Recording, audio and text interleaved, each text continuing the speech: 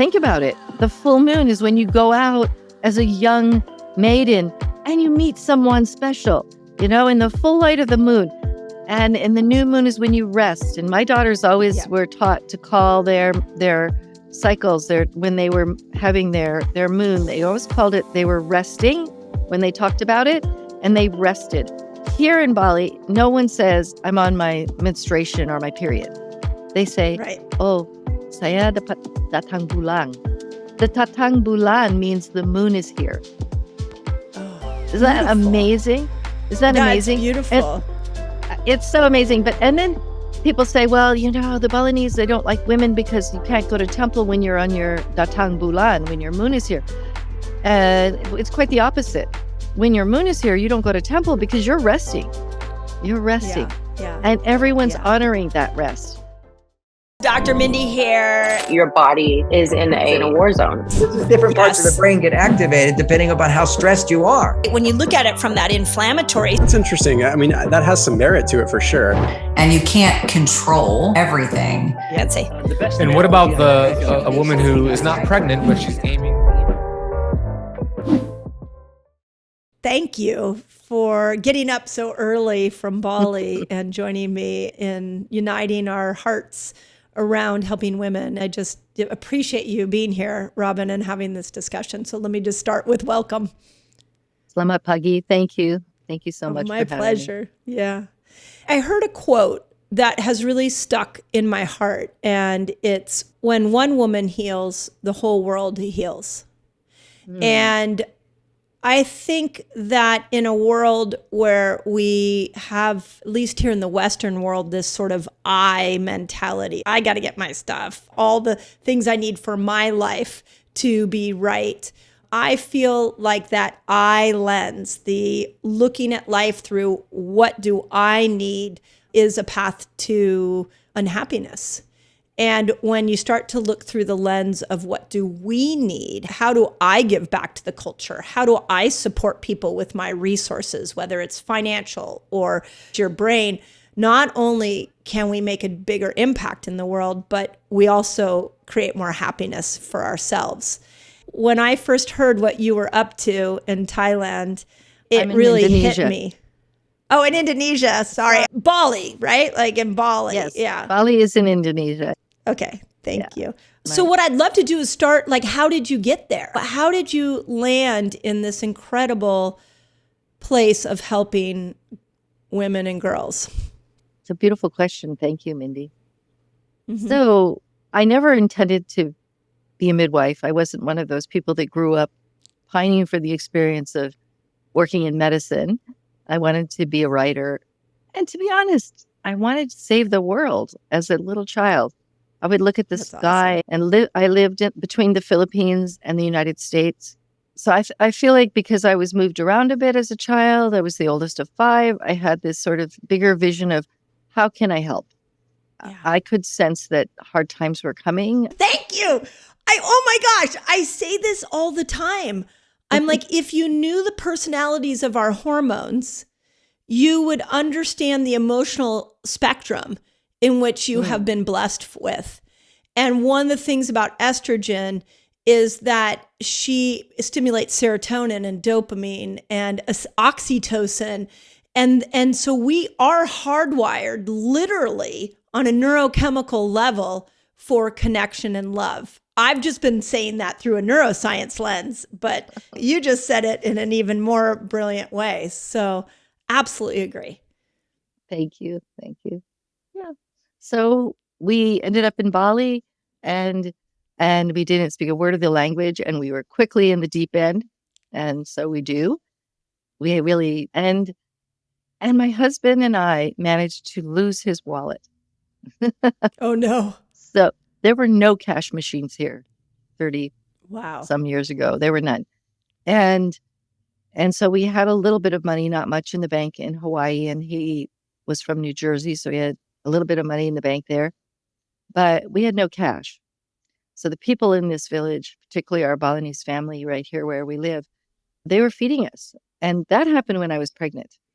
And so there was a good 3 weeks where we ate sweet potatoes from the wood fire of our friends. I mean, we continue to do that and we continue to feed each other. But I really got to understand what a village was. And it was such a big blessing losing that wallet. And Right. Oh, isn't yeah, that interesting? yeah. Yeah. And here I was pregnant, and we never went hungry. We never did. We ended up sort of growing with this Balinese family organically. There's many generations of people here. Now we have my mother here for the last 7.5 years. She's 92 now. And so here in my family constellation, I have my mother, my husband and I have my adult children. We have altogether, we have 8 because at some point, some friends from Sumba with 9 children, they dropped their baby off because she was starving. And we still have Eliana. She's 18. My daughter that's 48, my first baby, she lives here half of the year and the other half of the year in Iowa. And so, yeah, we have, and then we have 7 grandchildren. 6 of them are here. My first granddaughter is 27 years old, and she's in a nursing program in Austin, Texas. So she's definitely amazing. She definitely wants to be like her Lola. In the Philippines, grandparents are called Lola and Lolo. So we're Lola and Lolo. Right. And I love that. So amazing to live with so many generations. I don't know how anyone, and I understand, in your half of the world, there's so many things that, there's work, there's so many of my friends in the United States are one paycheck away from losing their home. Right. Yeah. And there is, my husband always says this about like, why are we so quick for our kids to leave the home? And it's such a blessing to have everybody together. And what you just explained is just a beautiful example of that. So I couldn't agree more. I just can't get them all to stay together in one home with me. So, it's a complete manipulation. We just built houses all the time. I'm happy to admit it. My daughter's over there. Yeah. Why not? Because our grandchildren do need to know they have access to us. Yes. To be at Bumi Sehat at the clinic in Bali, like I did tell you earlier that Bumi Sehat has 4 locations in Indonesia and 2 in the Philippines. And to be here at the clinic and to see the staff with their children there helping each other. And, one of the midwives or sometimes more than one, will have her mother or her mother-in-law there to help with the baby. And everyone gets a 6-month paid maternity leave, by the way, because I feel like our contributors and supporters are really happy to make sure that happens. Yeah. Amazing. It's something that I know you're struggling with in the United States. Yeah. And one of the quests that I have right now is really to redefine aging for women. And, in our culture, women get tossed aside at this time when, if you actually understood the female brain, you would understand that the postmenopausal brain is got one of the best structures to it, because the part of the brain that tells you fight or flight actually calms down, and the neurons in your brain that kept you in this sort of individual mindset of me, that gets pruned away, and new neurons actually start to grow that helps you see society from a more collective place. So when I hear what you're saying, there's a part of me that feels envious of the community of multi-generations, because we need the elder women to be there to hold space of wisdom and love and empathy. And if we, in the Western culture, we toss that aside, but what you're saying is you gather it all together. And there's something magic in that I really wish our culture would do more, and actually will be the number one driving force of my next book, which is to redefine how we look at aging for women. So I find that part of your story incredibly beautiful. Mm-hmm. I love being a Lola. I love being 67 and having grandchildren around me and knowing that every single day they interact with me. If I'm at Bumi Sehat, I'm at the clinic, it's a short walk from our houses. And so the grandchildren find their way there. They have amazing. They have lunch there. They bring their friends. I see my grandson Tashi, who's 11 now, and he's marching toward the kitchen with 3 of his buddies. And, one of them is Balinese, one of them's Javanese, and one of them's Japanese. And Tashi's a mixed child. And as they're marching toward the kitchen, I just shout out, someone get all those kids to wash their hands. And, there's mothers in labor and their children are going to the kitchen. And there's just that feeling of grandmothers with grandchildren and great grandmothers. Yeah. And I feel like it's so refreshing to live in it, to just know that when I'm in my 90s, no one's going to bunt kick me to an old folks home. And I'm not critical of anyone who needs to do that, to take care of their elders without any judgment, because it's not easy. It's not. Yeah. It's easy most of the time because my mom is so amazing. But, she's had 4 strokes. Wow. And that's a lot. She's completely going swimming, walking around the village, picking flowers and taking them to the new mothers every morning. Who had their baby last night? I want to see the babies. But we were able to heal her with a lot of love, acupuncture, massage, cranial sacral therapy. All of that's available because we have a clinic that we don't just throw Western medicine at them. Dr. Dayu, our head of medicine, totally embraces acupuncture. She totally embraces homeopathy and all the holistic therapies. I don't call them alternative therapies.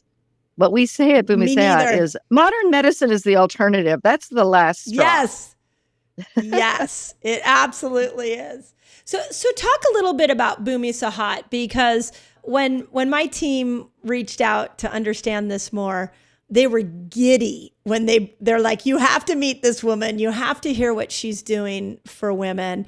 And so tell us a little bit about the clinic, how it came about, and what you're doing there.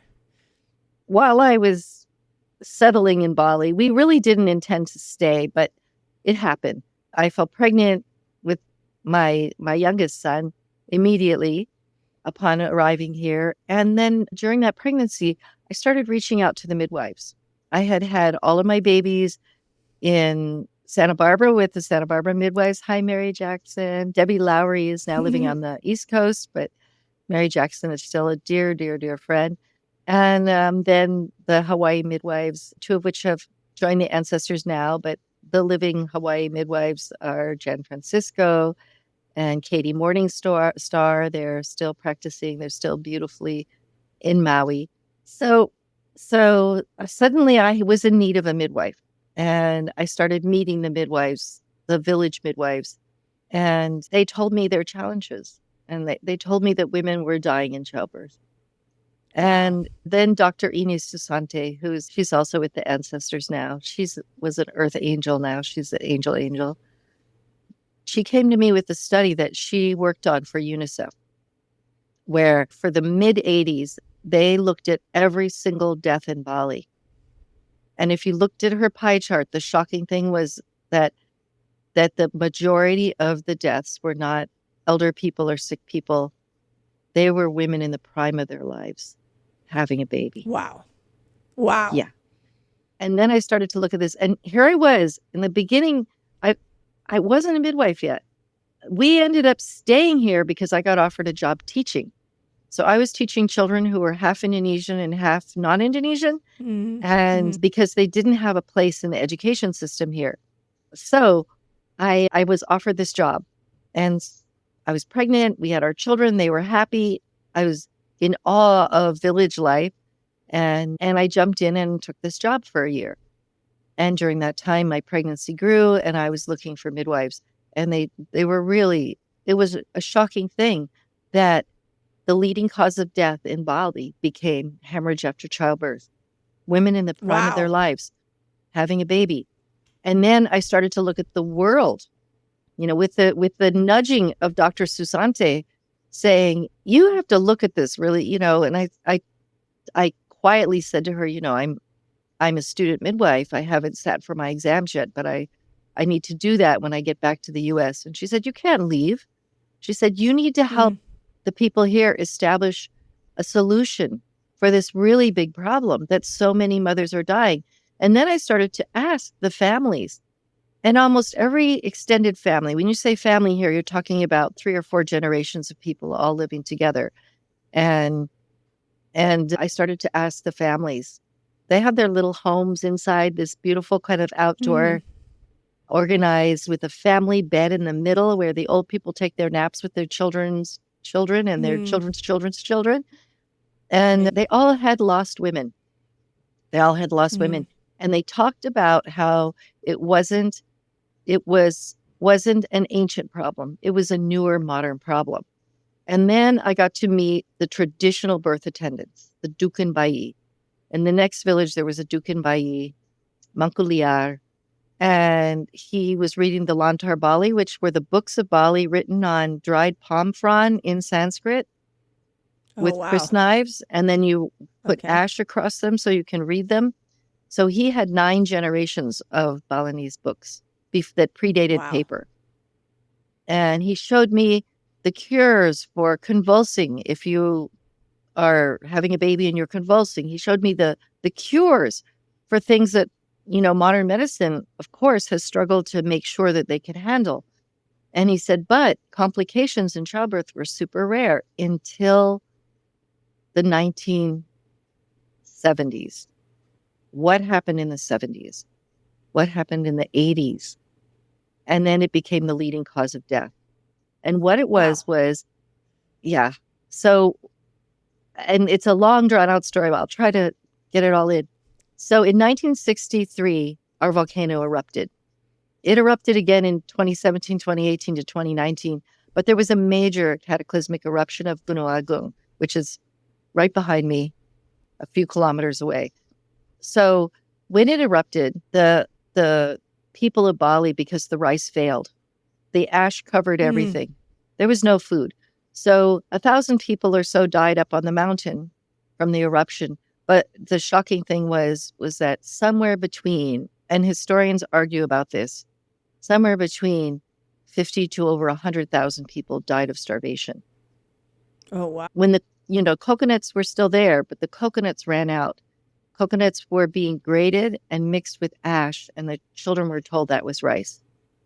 Fishing boats, because the fishing boats had been destroyed in the cataclysmic event, with the ocean surges from the earthquakes. And so the NGOs came in, the nonprofit organizations from around the world, and they introduced the new rice. They called it Green Revolution rice. They developed it in the Philippines. It was American scientists. And hallelujah, you're going to end hunger with 3 crops a year. So the real rice of Bali, the red rice it became a government mandate to try to stop starvation, to grow the new rice. 3 crops a year, which we live in a society where we have a special calendar, which is a moon calendar. And the water shared from the top of the mountains all the way to the shore through all the rice fields. It's part of the religion. It's part of the Bali Hindu Dharma religion. It's the subak system. And it's how everyone shares water, because the growing of rice 2 seasons of the year all corresponds with when it rains and when the water flows and how it flows. So before the rice was changed to 3 crops a year, people didn't have water issues. They didn't have water wars.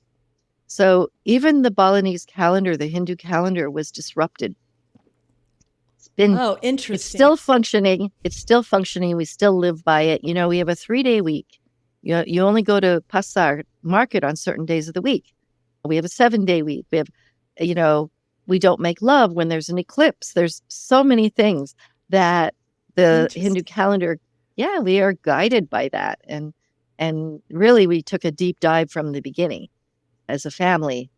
But we just had Purnama, the full moon, which this is kind of neat that we are doing this on the super full blue moon, that it's a very special day in Bali. Today? Yeah. I've been really interested in the moon because a big part of what I teach is how women can eat and fast according to their menstrual cycle. And here in the Western world, we have so many women without a menstrual cycle because of manipulation of, birth control, of stress. I mean, there's so many reasons why, but they're not good reasons. But so I have looked at the cycle of the moon and can we actually help a woman cycle food and fasting according to the moon that would represent some kind of rhythm to follow that would be similar to her hormones. And when I dove into the research, what I found is that if we didn't have blue light, if we didn't have synthetic blue light changing our rhythms, most women would start their cycle on the new moon and ovulate somewhere at the full moon. And, You're right. right? So you're saying it through like an ancestral lens, but here in the Western culture, when I bring that up, people are like, you're crazy. I'm like, no, that it is not a coincidence that the lunar cycle averages 28, 29 days and the menstrual cycle averages about the same. When you start to unpack the female body, you start to really see how connected to Earth we are. And one of the challenges we have in the Western culture is we've disconnected us from the Earth. And then you listen to what you all are respecting and doing, and you see it's a true honoring of how nature's cycles actually support our female cycles. Mm-hmm. Mm-hmm. Yeah. I mean, definitely think about it. The full moon is when you go out as a young maiden and you meet someone special, in the full light of the moon. And the new moon is when you rest. And my daughters always were taught to call their cycles, when they were having their moon, they always called it, they were resting when they talked about it, and they rested.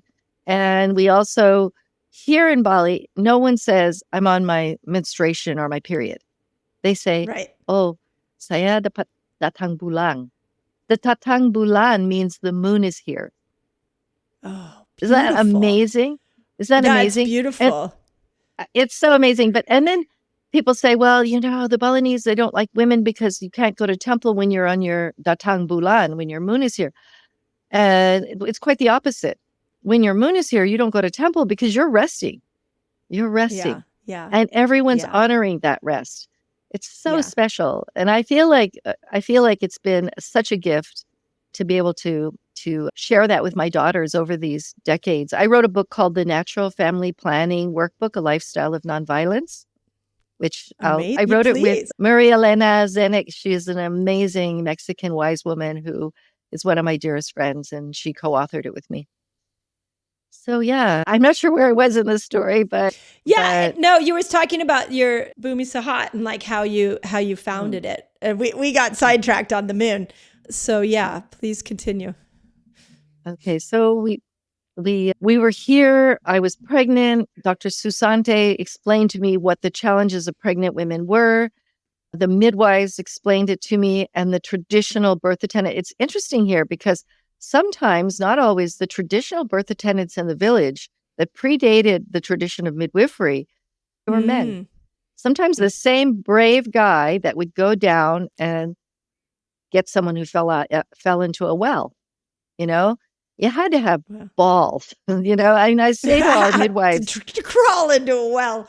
And I know it's sort of a weird saying, but we always say as midwives, we got the balls in the village. We really do. We've got the courage to live between worlds. That world, when people arrive and when people die, it's one doorway. It opens both ways. And, our totem animal is the owl because she hunts at night. And we're walking to the village at night. If I get a phone call at 3 a.m, my phone is always on and it's behind a teak thing. So I'm hoping it's not irradiating me, but it's right there so I can hear it. And the midwives will sometimes call and say, Ibu Robin, you got to get here because can you run? And sometimes I'm running before they tell me, there's a mom arrived and a baby's foot is sticking out and we want you here for a breech birth. Breech birth is variation of normal. But even here, everyone who goes to the hospital gets a cesarean birth. And I want to say to all the women out there who've had belly births or cesarean births, thank you. Because somehow in all of this beautiful movement toward re-owning our bodies and believing in ourselves and going for nature's way, we forgot that sometimes we need better living through science. And sometimes that means that you might have your baby not naturally. But it's a miracle. You went the distance for your child, whatever was needed. And whether you actually, at the end of it all, feel like you had a necessary cesarean or an unnecessary cesarean, it was a birth. And you're going through this miracle, that you were the vessel for this miracle. And people forget to thank you. And I want to thank you all out there. Please hear me say thank you for having that belly birth. And thank you to all the moms who had a baby.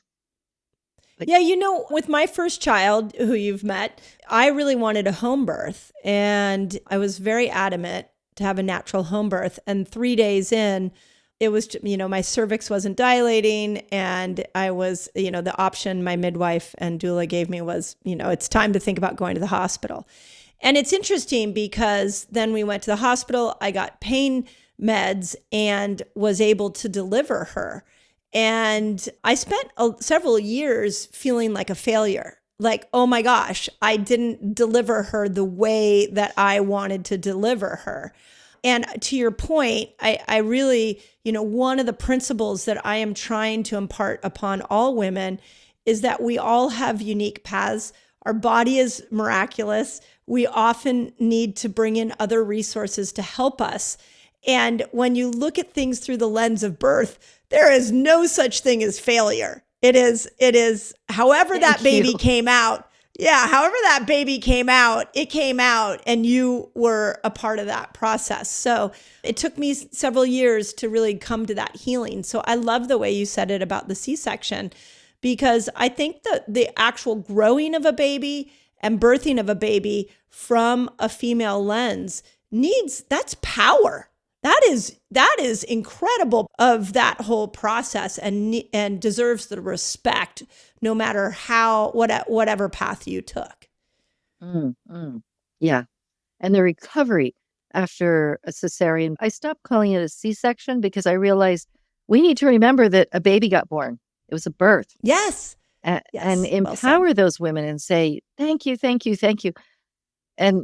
And also believing in those women so that they have an opportunity to plan for their next birth as best they feel motivated, however that is. And we just had a beautiful experience 7 months ago. Our head of medicine at Bumi Sehat in Bali, Dr. Dayu, had her vaginal birth after cesarean, surrounded by her best friends, the team of midwives there. And the last day of her pregnancy, she was following me around. First of all, I showed up at Bumi Sehat and I said, why are you still here? You're 41 weeks and 5 days pregnant. Maybe it's time for you to take a day off. And she said, have you met my mother-in-law? I always say mother-in-law. I don't say mother-in-law because I love that. I love mother-in-law. That's so good. Yeah. We have to start honoring our crones with, for the love that they are. And so Dr. Dayu says to me, she says, my mother-in-law is part of the reason that I went to the hospital to have my first baby and got induced. My baby went into deep, as you know, because, I was there. Her baby went into deep depression and distress. And suddenly, while her husband was buying a bottle of water, she was rushed into the delivery room and she was, the baby was born by a cesarean birth. It was not her plan. And nobody prepares for that. It's very difficult if, like your birth plan is suddenly hijacked. And her husband couldn't find her when he came back minutes later. She was gone. And he wasn't allowed to see her for 6 hours. And he's a doctor as well, and she's a doctor. And she was separated from their baby for 13 hours. And she knows that during that 13 hours, their little boy was so traumatized because where's my whole universe? Babies don't understand the concept of time yet. They haven't got that lens. And so after a while, there's no by and by, I'll see my mom. There's like, oh, I'm all alone in a plastic box. And they call it an isolette for a reason, because it isolates them. And so this little boy had, when you would see him at Bumi Sehat, he was very inward. He wasn't running to people and hugging like the other children. He was very traumatized, and he was so showered with love and so wanted. And with this second baby, 5 years later or so, Dr. Daya was just like, I'm going to be in Bumi Sehat at work because that's my happy, safe place. And then I noticed her husband was hanging out there, whenever he had time away from, he's a professor of medicine. He would be there, and her little boy. And then she followed me around for that last day, and she said, tell me what to do. Tell me what to do. That was shocking for me. I looked at her and I said, why would I tell one of the 10 most intelligent humans that I know on this planet what to do? Because you have an inner knowing that's strong and full of courage, and so full of love that I don't care if you want to have your baby down at the river or at the hospital or here at Bumi Sehat. I'm going to be there with you. I'll follow you there because I believe in you. Your inner knowing is so alive. I believe in you. Yes. And she started crying, and she just leaned against me, and she kept saying, you believe in me? And I would just say, yeah, I believe in you. I believe in you. And a few hours later, that night, she went into labor, naturally, without being induced. And we had looked at her cycles really carefully during this pregnancy. And I pointed out, you have long cycles, so you're not going to have your baby right at 40 weeks.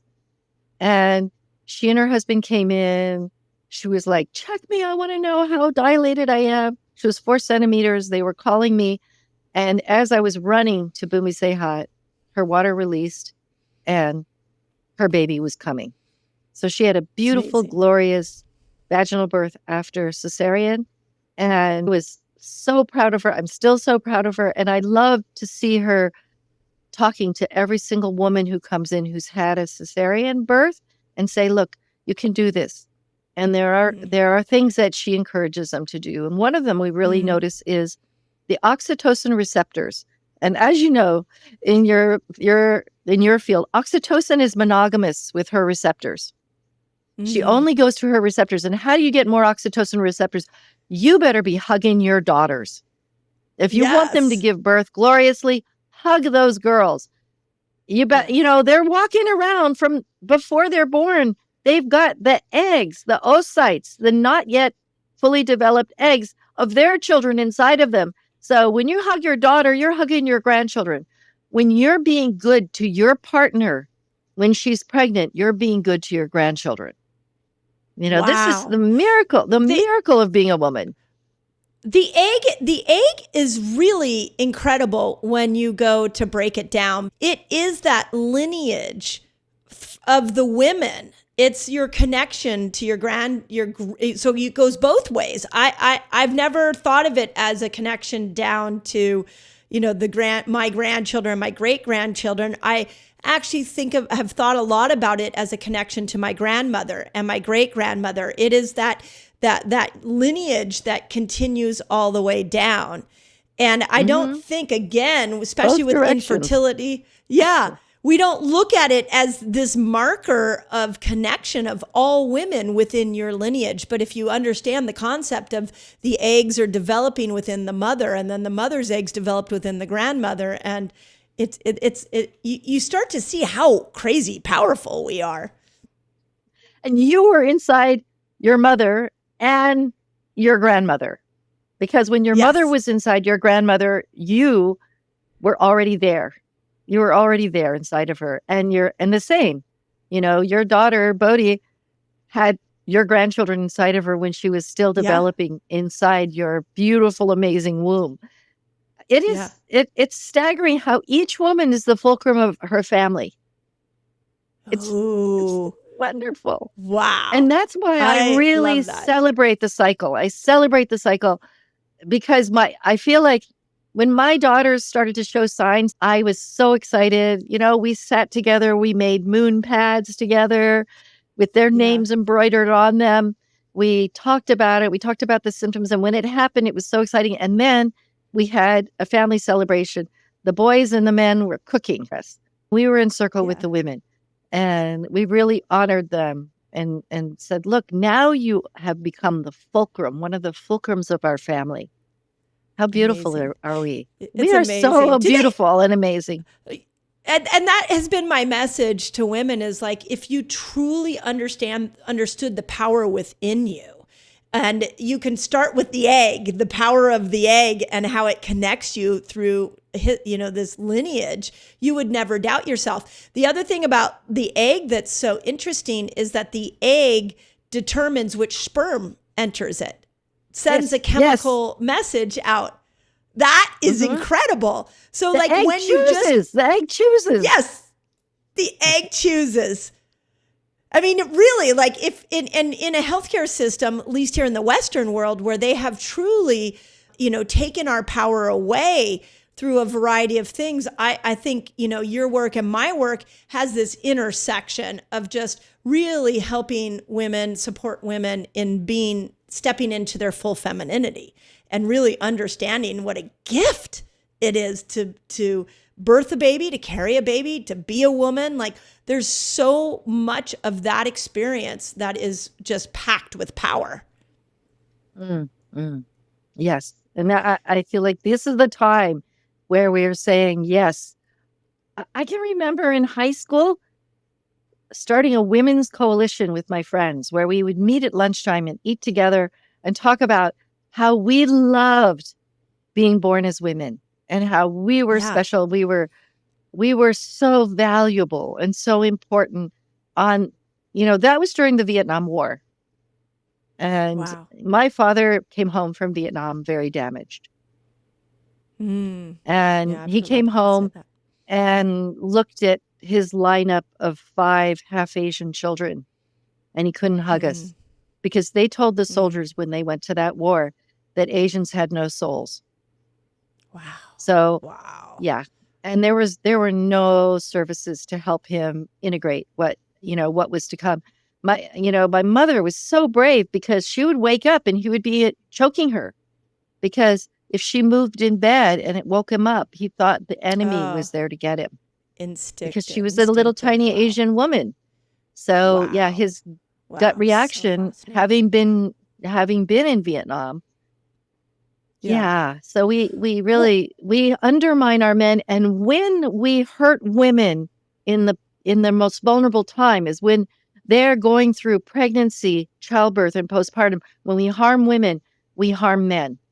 I mean, Dr. Dayu's husband came to me a few weeks after his daughter was born by vaginal birth after the traumatic cesarean birth of their son, which, by the way, because the labor was induced and the baby went into distress, the cesarean then became necessary to help him be born safely into the world. Hallelujah. Yeah. Hallelujah. Better living through science. And remind me to talk about that balance. And he came to me and he said, when my wife was taken from me, and I was not part of that decision. It was an emergency. She was taken to surgery. I didn't see her. I couldn't protect her. I couldn't hold her and love her through that experience. And then when I finally got her back 6 hours later, we couldn't protect our baby. We couldn't, they were too shy to call me because I've gone to the hospital and just gone in and taken the baby and reunited the mother and father because the hospital expects me to do those things. I just do it, Right. So he talked about being so emasculated by that experience. So emasculated. It's an interesting side of the coin. I think you bring up, and I've had a lot of questions come our way from amazing men that want to support women in their health journey.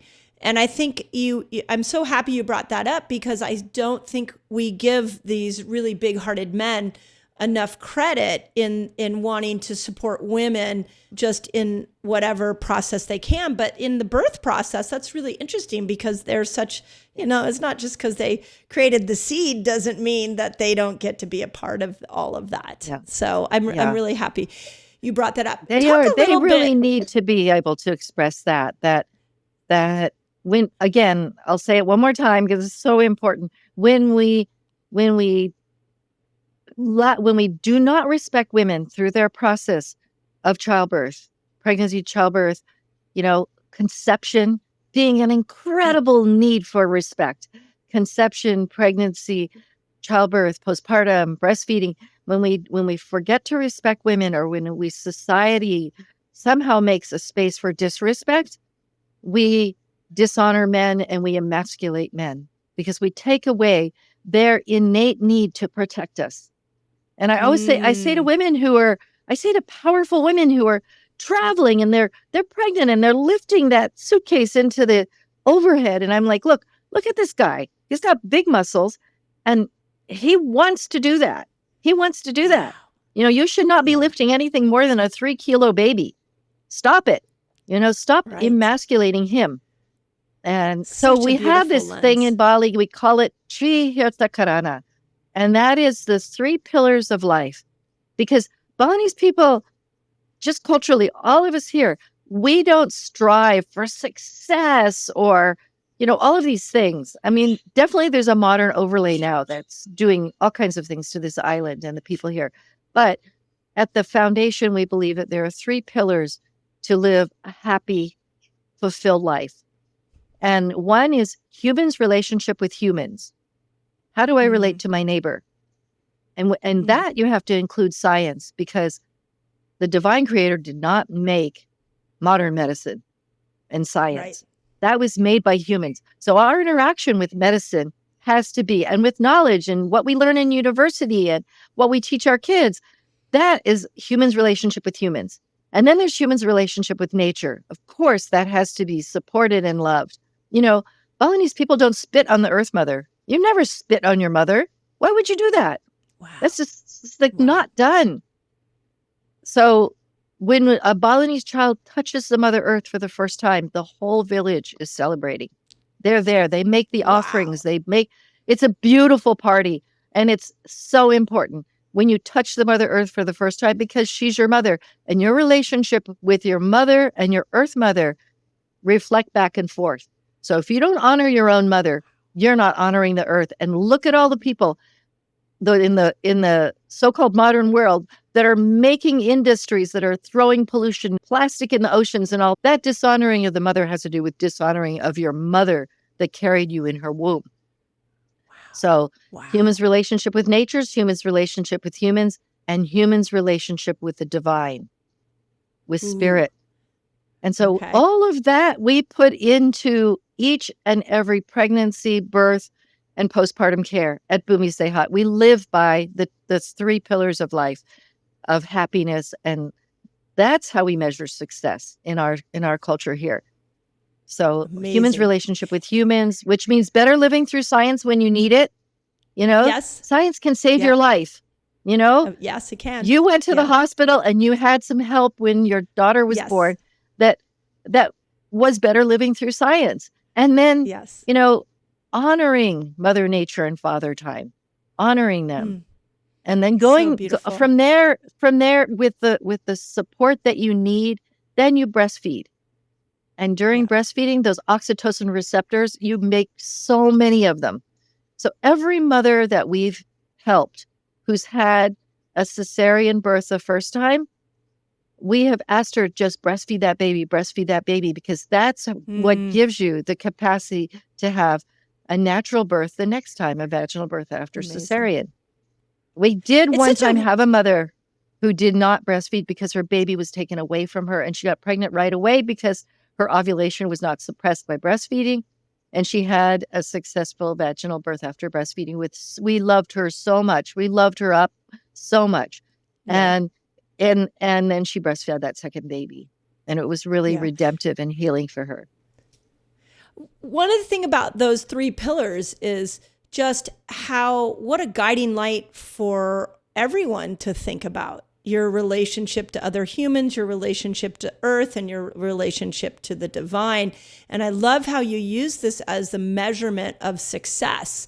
And one of the things here in the Western culture that I have really found is harming women the most is this, I call it the patriarchal hex, that there seems to be sort of a belief system that success comes from all these outside sources. It comes from money, it comes from promotions, it comes from, the accolades. And we forget that we actually are destroying the feminine body in the quest for patriarchal success.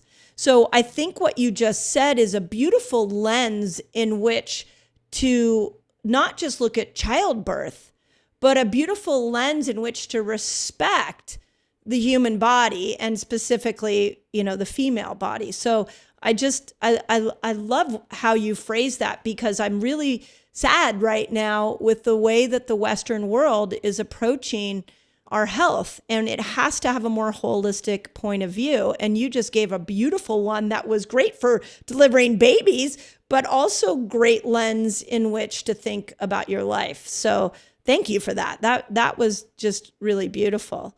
One thing I want to do before we end is talk a little bit about Bumi Sehat and what the needs are, because what people will learn when they come to this podcast is that we chose 5 to 6 nonprofits that really moved our heart and were really supporting women, and wanted to be able to use our social influence instead of using it always for patriarchal production. How do we use it to give back? And we started a campaign called Give Like a Girl, and yours was one that was picked. So if you could give a shameless plug and what you need and how we can support you, and that would be incredible, because I know that you all could use some help.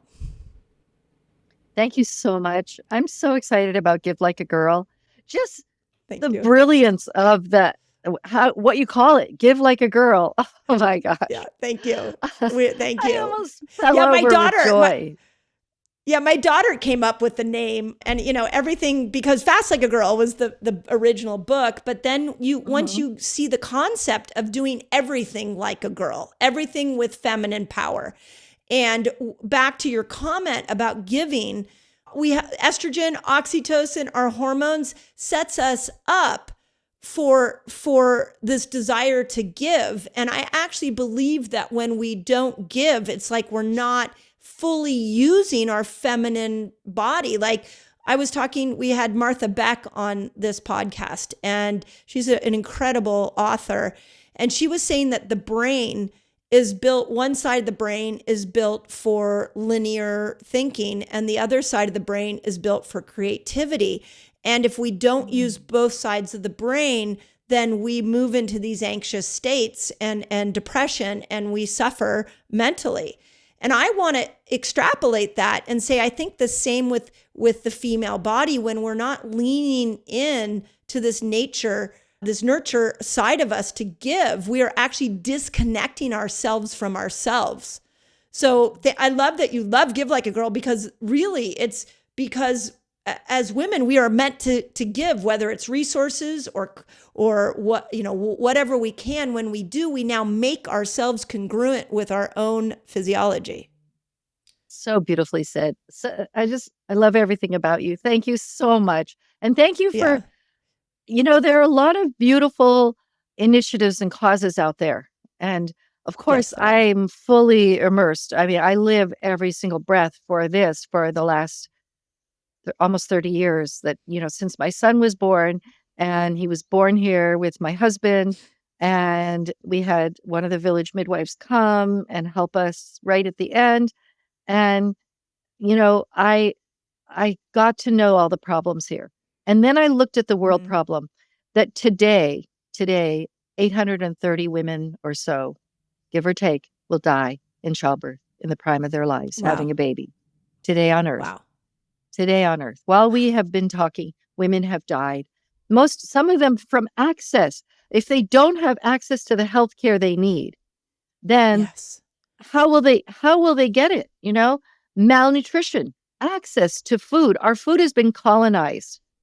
You know, the wisdom of our grandmothers on how to grow and feed, and our grandfathers, how to grow and feed our generations has been usurped by big business, by the hex, as you call it. Yeah. Yeah. The Yeah. hex is We're- the hex is powerful. Yeah. And when you So talk how about it, I was holding back tears. So Bumi Sehat was, you know, I didn't do it alone. I was the founder, but there are so many people that worked with me right from the get-go. And because we are giving, we are always giving. That is the happiest team of people on the earth. Oh, yeah. Not only here, but I just came back from visiting our team in the Philippines. Talk about happy. You know, we have guys raking up. We have all of these cashew trees. The indigenous mothers gave us the land. And dear Cristina Ferreros made it happen. She's retired. She's put all her money behind it. She's helped so much. But we have cashew trees. We have mango trees like crazy and cashew trees like crazy and other fruits too on this beautiful piece of land that comes down like a piece of pie. And the main highway goes by there. We have the highest rate in our area of the Philippines of teen pregnancy in the world outside of Tanzania. Second highest in the world. Wow. So, yeah. And so we're dealing with all of that. And I'll talk about our teen initiatives. But the road goes right by there and the mothers come by. And when they come for prenatal visits, they leave not only with some vitamins, which, by the way, thank you, Direct Relief International. Thank you, Every Mother Counts. Thank you, Christine and Lee Beckham, for helping us. Oh, my gosh, Chris and Lee. And for introducing us to you. Yeah. But the gardeners, the men are raking up with the women, but the men do the lion's share of the raking up the cashews. And then there are the cashew, it lives outside of the fruit, the nut. And then they're dried and they're cracked and they're open and then they're put in bags. And the mothers leave with prenatal vitamins. Oh, thank you, Vitamin Angels too. And they leave with a bag of cashews. From the farm. We're a certified organic farm now, from the farm where they're going to come back and have their babies. So think about that. We're growing our protein source for our moms. Anyway, so we do so much. And I can't tell you how incredible it is, how happy every single one of our teams is. You know, our Papuan team, Raquel from Papua, she sent me a note yesterday. Every day, I get messages on this phone with pictures of the new moms who've just given birth. And my Papuan team leader, she's an incredible woman. She had a forced cesarean when she had her first baby because, you know, sometimes the surgeons need to practice on someone. Right. Wow. Papuans are Black. And because they're Black, they don't matter as much, even in Indonesia. And so the Papuan women said, we need a Bumi Sehat, and a family and a church. They donated the land, and then we built there. We had a beautiful widower who gave his wife's money to us to build there. And so our Papuan team leader is coming here because she needs a reset. She needs a hug from me and from our team here. But all of our teams, they're so happy. There's nothing like being with a team of human beings who are giving. They're so happy. And so, you know, I just want to say there was one of the lessons I really tried to impart on my children is that if you move through life trying to get things for yourself, you will find misery. If you move through life and you try to figure out what you can give, whether it's your spirit, your love, whatever, you will always, when you're in service, you will be happy. And so I really resonate with that, and that service heart is really where we start to see all the problems of the Western world start to go away. So, but continue on and what else can, because and here's one of my questions: is Bumi Sehat a complete female health clinic? Like, is it just primarily for childbirth and pregnancy care? Well, here in Indonesia, our clinics are not only for reproductive health, but we do community health because healthcare is a human right. Yeah. In the Philippines, we do less community health and more reproductive health and care. But of course, when your baby's sick, you're going to run to your midwife.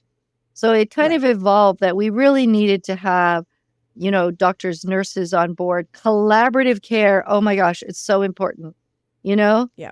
Make sure Yeah. you think about that. Like a woman-to-woman care, to have a midwife and a doula. Thank you, doulas. Thank Yeah. you, midwives, Yeah. for doing that woman-to-woman care. And, you know, whoever your OB is, look for the OB that has the heart of a mother. I don't care if that OB is walking around in a male or female body. You know, our obstetrician, gynecologists who we collaborate with are the ones that have the giant hearts of the mother. One of our OB's children was born into my hands. So this is the kind of collaborative care we want. Community, absolutely. And people who will not give you prenatal scare. The last thing you need as a pregnant woman is prenatal scare. You got to find prenatal care. And it's not, the access is the problem. There are what we call maternal health deserts in the United States, where, by the way, in the United States, since 1986, the maternal mortality rate has been climbing. Yeah. Yeah. Yeah. And it's disconnection. My sister is one of those statistics. Yeah. It's a lack of reverence for this incredible experience of birthing life. Exactly. And access can mean that maybe you live across the street from a hospital. Yeah. But if you're afraid to go there because you don't have the money, but if you have great insurance and you have access to it financially, maybe you don't go there because your sister was abused there. Right. Or your cousin. Or you're shamed. So a lot of doctors' offices shame women. And so then you don't want to go because you're like, well, I'm going to get shamed. That's going to be really fun. So I think that looking at the healthcare system through the lens of how to support women is really important. Yeah. And how to support them wherever they are in their lives. You know, like our midwives, we never assume, and our doulas as well, we never assume that that woman's getting enough love at home. So we're hugging her. The pandemic was so hard because we weren't hugging, but we were loving. We'd say, look, we're standing here in a hazmat suit with a mask on, and we love you. You know, we can still massage you during labor. We can still pour love into you. So, and never assuming that a mother has enough to eat. You know, here during the pandemic, 200 families every 2 weeks or more were given basic foods, you know, kilos of rice, sweet potatoes, kilos and kilos of sweet potatoes, eggs, things, because we had over 80% unemployment here. And when the schools closed, it was rough for the teenagers because you can only play with your handphone for so long. We had so many teen pregnancies and we had a high rate of teen suicide. So we decided as a team to do something about it. We did this book. It's called My Planet, Myself in English. It's a comic book. I love it. It's beautiful. Oh my gosh. I'm actually looking for a publisher in English so we can monetize this to help support us. Oh, I've got one. Okay, I've got good. one for you. Because this is beautiful. And the thing is that people talk about the teen problem. You know, the biggest midwifery conference in the world is International Confederation of Midwives. And it's every 3 years. It was every 6 years this last time because we had COVID. So we were canceled for 3 years. And then it met in Bali. Oh my goodness. Hallelujah. It's never going to happen in our lifetimes again that the International Confederation of Midwives comes to us. And so we were there with many of our midwives. And there was a special breakout session on the teen problem.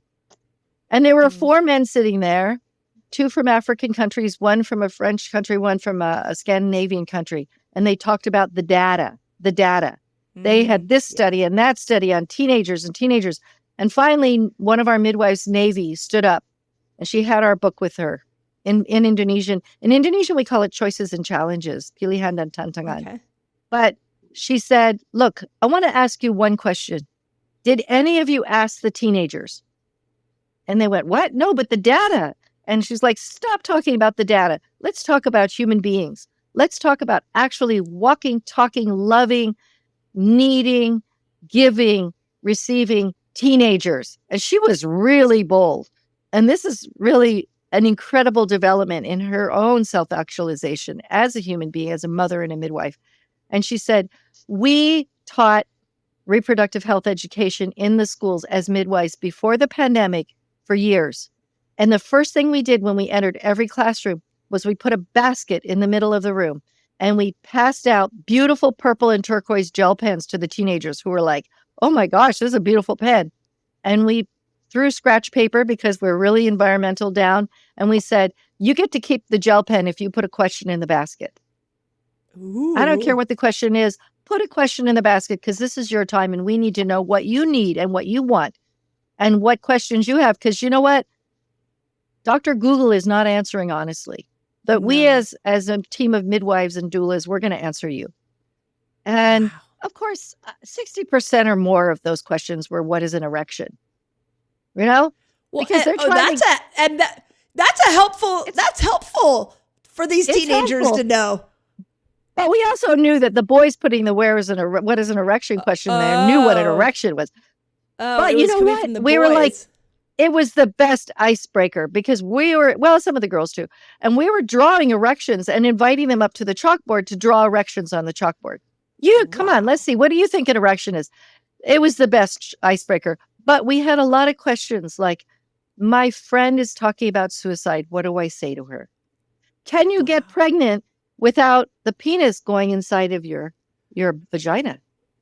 Wow. Can you? All of these were profound questions. And my feet stink. I started having stinky feet and my armpits stink. And this didn't happen to me before. And my head itches. And what's going on in my body? And I don't have the money to buy menstrual pads. So I'm going to stop coming to school. Ooh. The dropout rate all over the world for girls is hideous. But guess what? We have this thing called menstrual underwear now. And if you get them in black, nobody has to know that you're menstruating because not all women that are young girls turning to women, not all of us are safe. And in some places, when I was in Guatemala working with midwives there, and we were doing a beautiful first moon celebration for a young woman who was 13 and started to have her beautiful monthlies, her datang bulan, her mother was crying. And she said, stupid Americans, you know what? Once a girl is bleeding, men will rape her.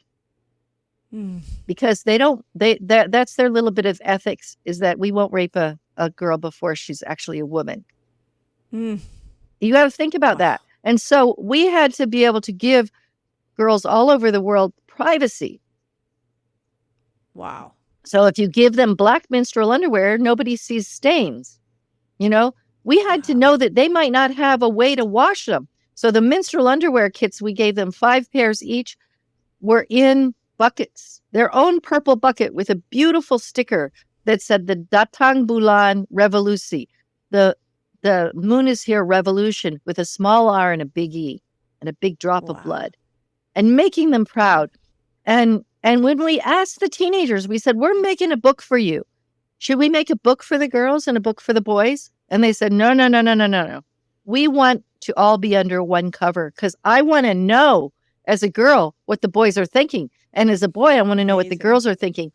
And these men sitting on this panel, they were supposed to be teaching midwives how to deal with the teen problem.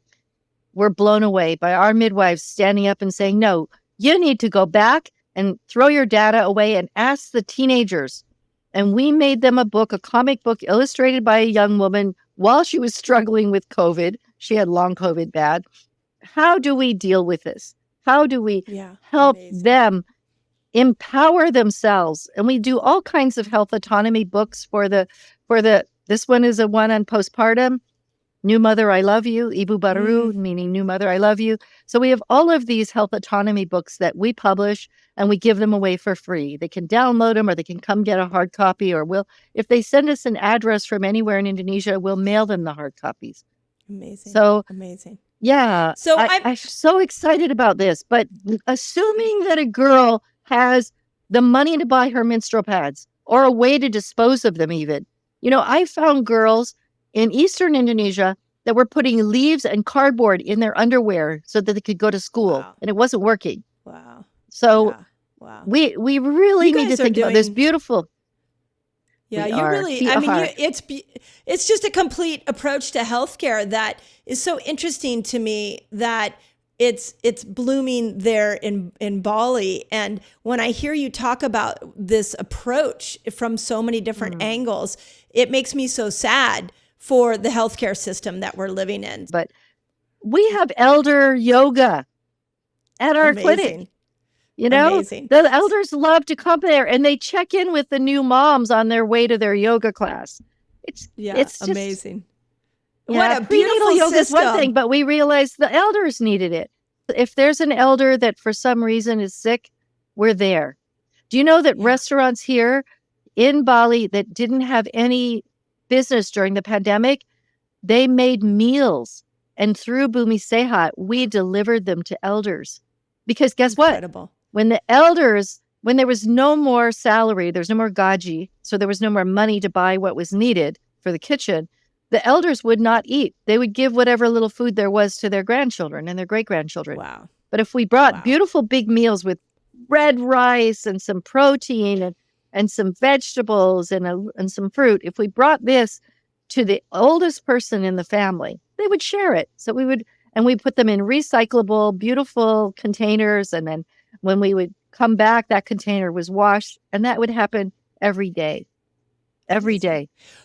Well, I'm going to say that the best thing we can do is help support you financially. And so I'm going to put links to this in this podcast for people who want to donate to this incredible healthcare community. Is what I heard is this is a healthcare community that you have created. And my prayer is that someday the Western world sees what you're doing and starts to learn from it, and that we create these healthcare communities throughout the world. I think you're an incredible example of looking at healthcare, and especially female healthcare, through such a unique and necessary lens. So, Robin, we want to be copied. We want to be copied. You should be. We'll help you copy us. Yeah, amazing. So thank it you. It is so much fun to do this. It really is fun. Yeah. And there's a lot of stress in like, okay, are we going to have enough to keep, we have a lot, we have over 60 people working in Bali. We have a guy, because traditionally a man in Bali, when his wife is pregnant, will not cut his hair. Because if you cut your hair and you make yourself all wrappy and beautiful, you might make your wife wonder if you're like flirting with other women. And if she gets jealous, it hurts the baby. So a man will never cut his hair when his wife's pregnant. But we have a gardener who cuts hair. You got a free haircut after your wife has had her baby. It's amazing. You guys haven't missed a beat. It's amazing. Well, thank you so much. My team was like, "You're gonna love Robin," and they were definitely right. And this model of healthcare. I love you too. Well, thank you, Robin. I could talk to you for hours. Thank you. Love you too.